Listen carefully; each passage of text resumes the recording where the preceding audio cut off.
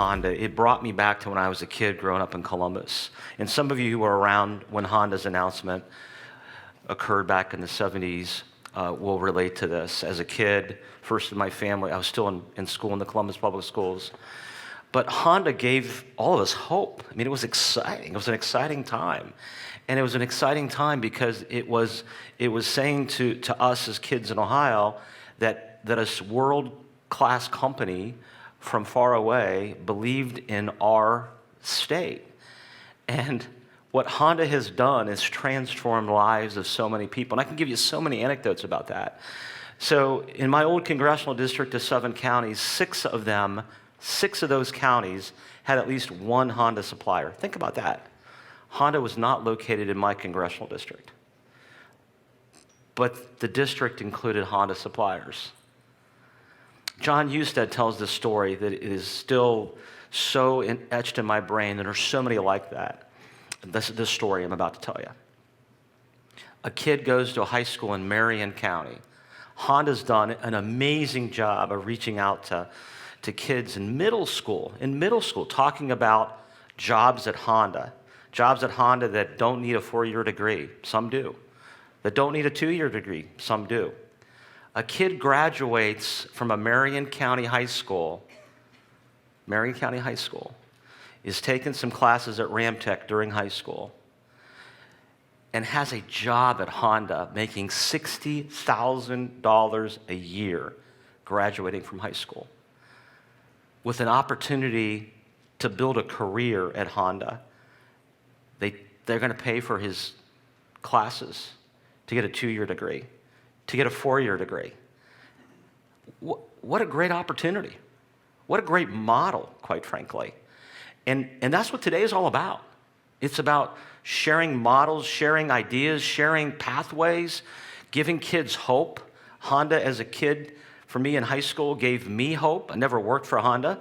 But I got to tell you, when I got elected to Congress, I bought an old Honda Civic to take with me to Washington, D.C., and I had it there for 17 years promoting Honda.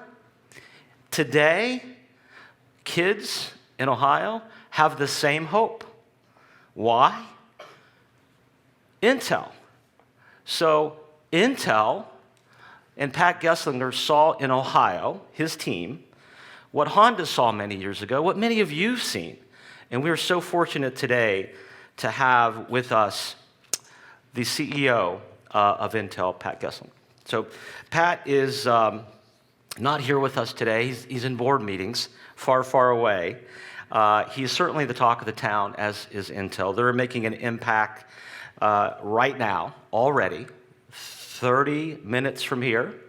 The day that they announced, I got calls from CEOs all over our state, our members, who were excited about the announcement and excited for our future in Ohio. So there is no more fitting guest today that we have to join us to talk about workforce. And he really needs no introduction. I'd like, hopefully, on the screen here in a second, to introduce to you the CEO of Intel Corporation, Pat Gelsinger. Pat Gelsinger, are you here? Yes, I am. Can you awesome. hear me? We can hear you. We can see you. Welcome to the Silicon Heartland.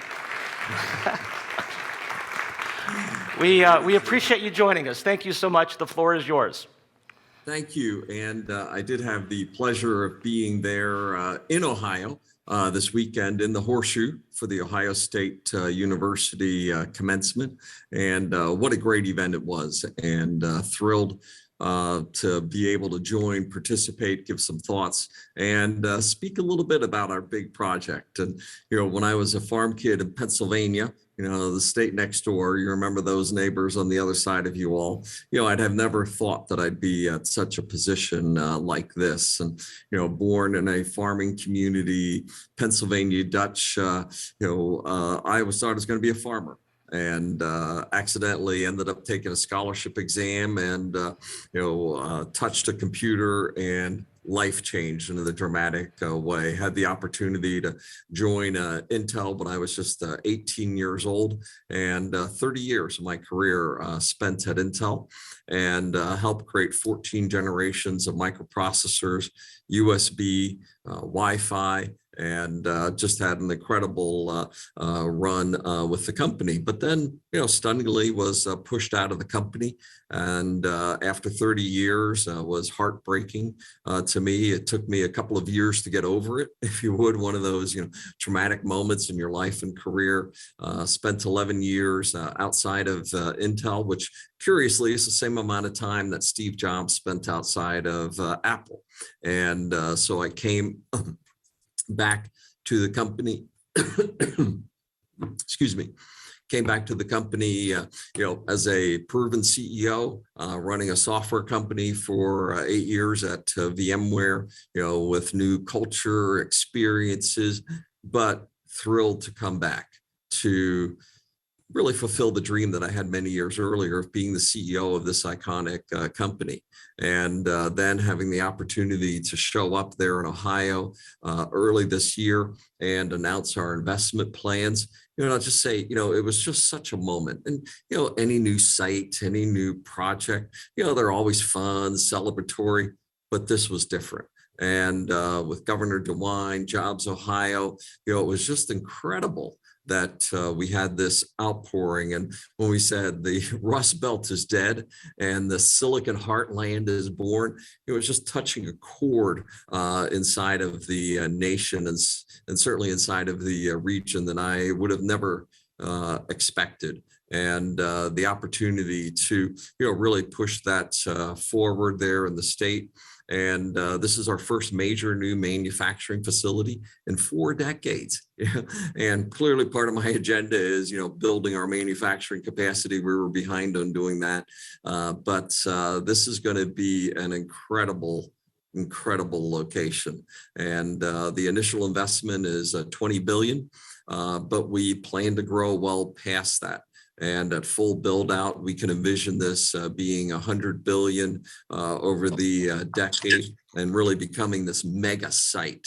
And the thing about a mega site like this is it isn't just our employees, which will initially be about 3,000. It's the construction and trade work that comes alongside of it, because, I expect that we'll be, if we continue building as we hope to, it will be under construction for probably the next decade as we add other fab modules to it, with probably 5,000 construction workers for a decade in that location. But it also becomes a magnet for suppliers, other tech companies. And I know some of those conversations are already getting started since we made our announcement.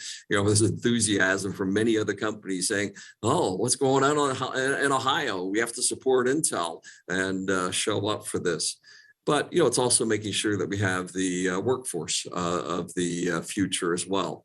And, I've been absolutely thrilled. And part of the reason it was such a great honor to be at Ohio State on Sunday was the incredible embrace that we've had from the universities in the region to help build that supply chain of talent.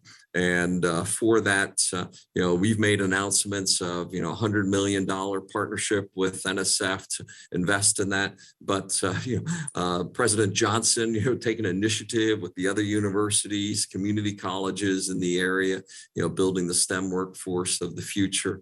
And all of this is just sparked, I think, what will be truly a moment that we'll all look back on a decade or two from now and say, this is the moment that our state changed in a fundamental way.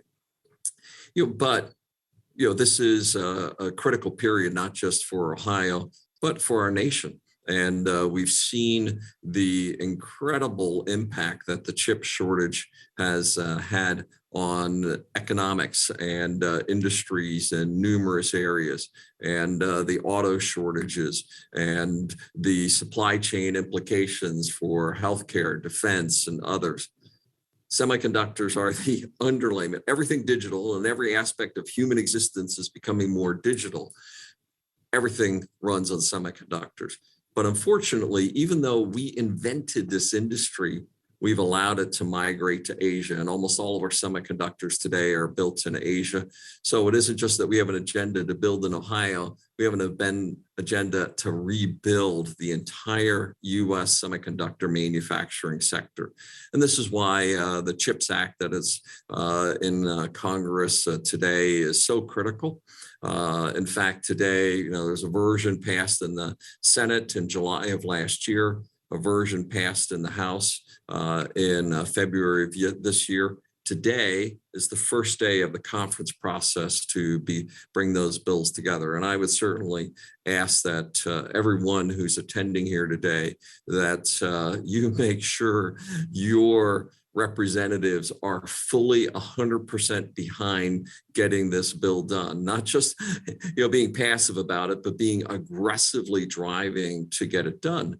Because when we announced the Ohio site, we said it will be slow and small, or it will be big and bold, depending on the passage of the CHIPS Act. And these are such expensive capital investments that to be competitive globally, these supply chains moved to Asia because they were extraordinarily incented by China, Korea, Taiwan to have them built there. In fact, that's what's happened. And our agenda is to rebuild this industry in the United States, because every aspect of our economy, our human existence, our defense community relies on them. So I ask for your strong support. This is a very critical period of time to get this bill passed. And, we're very concerned that we're seeing other nations move forward quickly. And I've taken very bold steps with the financial community. And, we've seen our stock languish as a result, because we said we're building for and investing for the restoration of this industry. This is not shareholder friendly, but this is long-term strategic for our company, for the state, for our nation. So I need your strong support there. And there was recently a long article in the Columbus Dispatch speaking about some of these dynamics. So, clearly Senator Portman and Senator Brown have been very helpful, but we need the entire Ohio delegation to be on it with us right now to get this finished. And, finally, I just say, boy, what a warm welcome from the Ohio business community. Man, I just couldn't be more excited about how we've seen the community reach out, the universities reach out, the popular impact. You all get it. We're excited to be friends, partners, and neighbors in this great journey that we're on. So with that, happy to take any questions. All right. So thank you, Pat. Really appreciate that. We're going to have Frank Sullivan, our chairman, who's the CEO and chairman of RPM, ask the first question. Good morning, Pat, and thank you very much for being present virtually for our meeting. I get an introduction by Pat Tiberi. Just wanted to comment that my oldest son has our two grandsons in Cleveland, and they are sixth-generation Ohioans. And Ohio has a lot of proud businesses and families like that, and so the Intel investment is a huge investment in our future, and on behalf of Ohio business, I want to thank you. Your $20 billion investment, you talked about how, first of all, single largest investment project in the state's history. You referenced how that could be $100 billion. Could you provide some more detail on the factors that will get you from $20 billion to $100 billion, and the timing that it would take in terms of your current planning to get from here to there? Thank you. Certainly. And, the first and most important thing is what we just were touching on is the CHIPS Act. And, let me maybe just dimensionalize this for you all a little bit. The difference in, the Semiconductor Industry Association, the major association representing our industry, expects that if I were building this facility in Asia, Korea, Taiwan, et cetera, it would be 30 to 40% cheaper to build and operate this facility in Asia. Some of that's because of the capital offsets that are there. Some of it's because of the supply chain that's relocated there. Some of it's cost of labor and other factors. Some of it is their expectations of environmental standards, et cetera. So all of those taken together, 30 or 40%. The CHIPS Act is designed to create and satisfy that delta so that it's economically viable for us to build and compete globally to have these factories back on U.S. soil. And so that's the big factor. What's 30 to 40% of 20 billion? Well, it's a very big number. And literally that's the difference between me being cash flow negative or being cash flow positive as a company. And while I've taken the company cash flow negative for a couple of years for the first time in almost 4 decades of the company. As I like to say, we put our chips on the table in this big bet that we're playing. So that is by far the most important factor. But then, as we look, and my objective would be these first 2, and essentially each fab module is about 10 billion. And we've designed the site, that's why there's 1,000+ acres there, that we would just keep adding fab modules, 1 every year or 2 for the next decade until we have a full 8 to 10 fab modules. And that's how we get to the 100 billion. So CHIPS Act by far the most important. Second would be continued strong support from the state. And everything that we've seen says that's very positively. And then talent flows will be quite critical. And of course, we have to be successful in a broader sense of rebuilding this industry and Intel. But those would be the big factors. Thank you, Pat. We're going to have Heather Brilliant, CEO and President of Diamond Hill, ask a question. And while she comes up here, I just want to let you know that Frank Sullivan, our chairman, has a younger brother who also is in the U.S. Senate, born in Ohio. So we have another Ohio advocate from Alaska in the Ohio Senate. So I'm sure Frank will talk to him about this. Heather. There we go. Hi, Pat. Thanks. I know many business leaders, as you mentioned, are extremely excited about Intel coming to our state. And I just wanted to ask what we as business leaders can do to support the initiative that Intel is undertaking here to help ensure continued economic growth and prosperity in Ohio. Yeah, thank you. And I'd say a lot of it's already happening. We're starting to see this incredible outreach, outpouring. But as you can imagine, with any project like this, we're going to have some snags along the way. There's going to be some environmental concerns here. There's going to be some road traffic concerns there. We're going to hit some issues with supply of talent in the trades industries. All of those type of things. And one of it is, we want to be very sensitive to those issues because we want this to be a win-win-win for the state. A win for the business community, a win in the social areas, a win in the academic communities. So we're really just going to ask for your partnership, and much like today, helping us be aware of the things we need to do to be seen as good, proper citizens as we build this out, and how do we move fast. And part of our agenda here is to move rapidly. The semiconductor shortage in the world is not abating. And factories like this are part of what's going to help us to address those issues. And I do expect that we're just going to be in a continual dialogue with you all and with other community leaders so that we build that real understanding of how we make this seen as an extraordinary win for all involved, because that's exactly how we see it. And then the other thing I would say, this is a magnet investment. If you would go to our mega sites in Arizona or Oregon, and when you walk around those sites, you drive around them, you see every other tech name that you could imagine ends up showing up and building around these locations. Why has Google built their data center right next to our site in Oregon? Well, we've already addressed all the power issues that are required for low cost, resilient green power. Done. They can show up and come into those environments, and we see others who are building their innovation centers. So I would clearly be asking the business community to really be reaching to help accomplish that magnet effect as other businesses would follow us and come into the region as well. Next question is Vishal Soin. He's the president of Soin International in Dayton, Ohio. Vishal.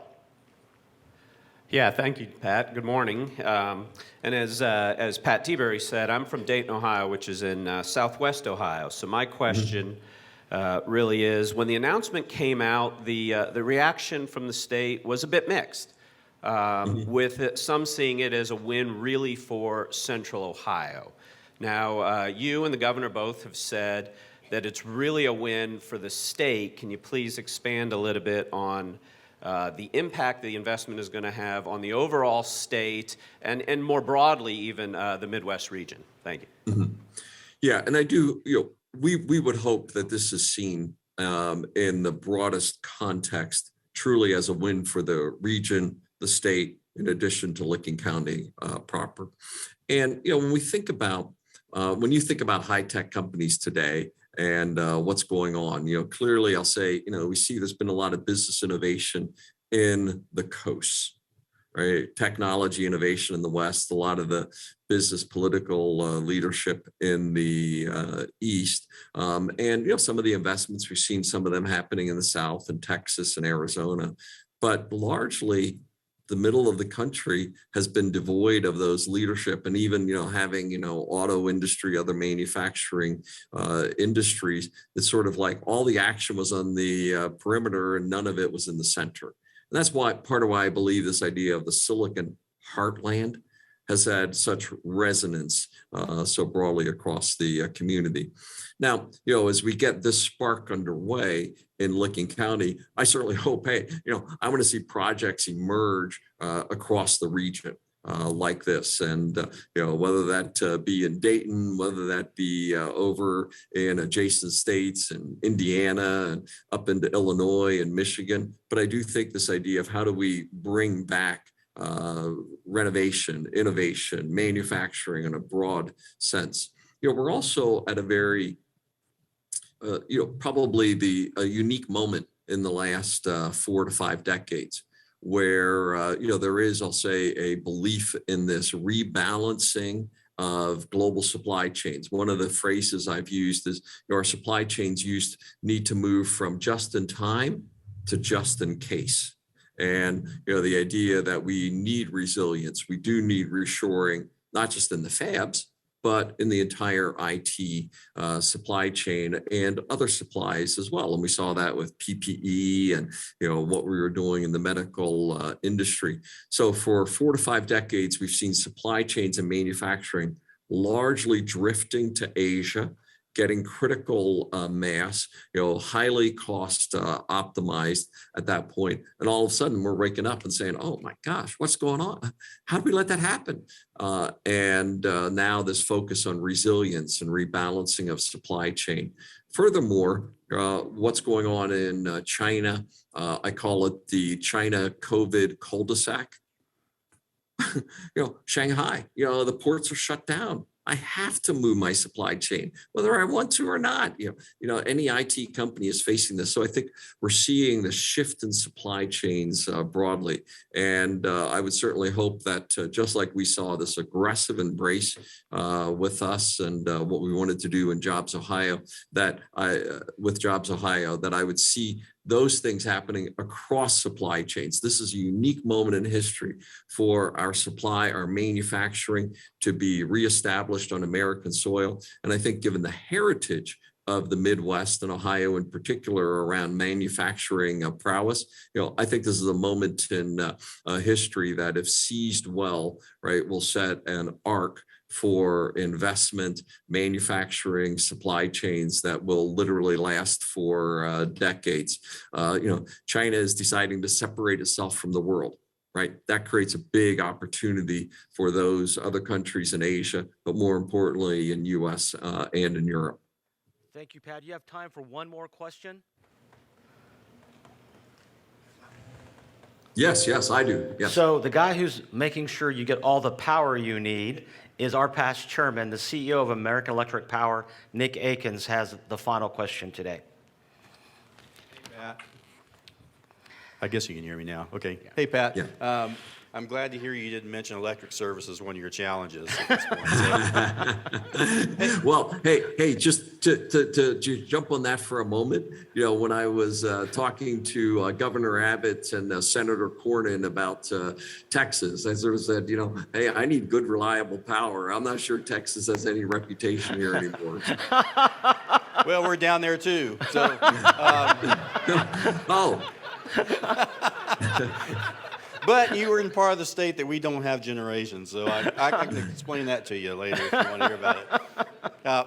First of all, obviously an amazing opportunity for this state and for you and your company to join our community. And for us, it's a change also in terms of we have a lot of discussion about workforce and the technical capabilities and that kind of thing, and the educational aspects. And when we think about some of the changes that Intel is going to bring in terms of those kinds of skill sets, I know you're engaged with the institutions in the state, the educational institutions and training institutions. Can you talk to us a little bit about what you're doing relative to those kinds of partnerships and what that means for the rest of the companies in this state? Yeah, and what we've started to engage. You'll see, you might have noticed we made this announcement in partnership with NSF to start a semiconductor manufacturing research track. I was thrilled with President Johnson of Ohio State starting to build out that curriculum, the engagement with the other major universities in the region, but it's also at the community college level as well. And for instance, we have a program that we run, the AI Institute, and literally we had a major conference yesterday that we announced this year's award winners. And here are 18, 19-year-old kids who are describing projects that are just mind-blowing. One of the kids was describing how he wants to bring beauty to the blind in terms of being able to deliver the AI-driven experiences and the sensory experiences of next-generation medical intervention. Right? It's like, man, what was I thinking about when I was a 19-year-old kid? Just amazing programs, and these kind of things, as well as then moving into other segments. And I believe we're going to have severe limitations nationwide around trades as well. Right, construction trades, pipe fitters, electricians, concrete, et cetera, because this is going to be a massive building project.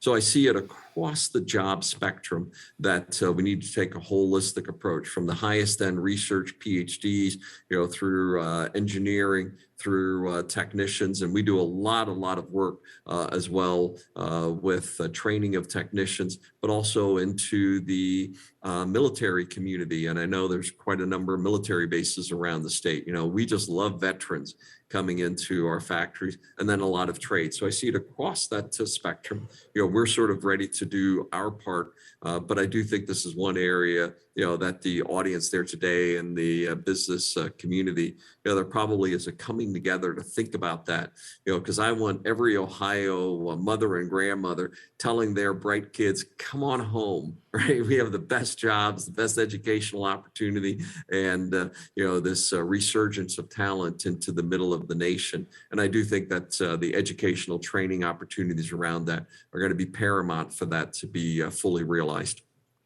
Thanks, Pat. Thank you so much, Pat Gelsinger. Let's give him a round of applause. Count us in to be helpful to you all across the state. We appreciate you spending time. Good luck in your board meetings today, and we'll see you back in the Heartland here soon. Thank you so much. Thank you.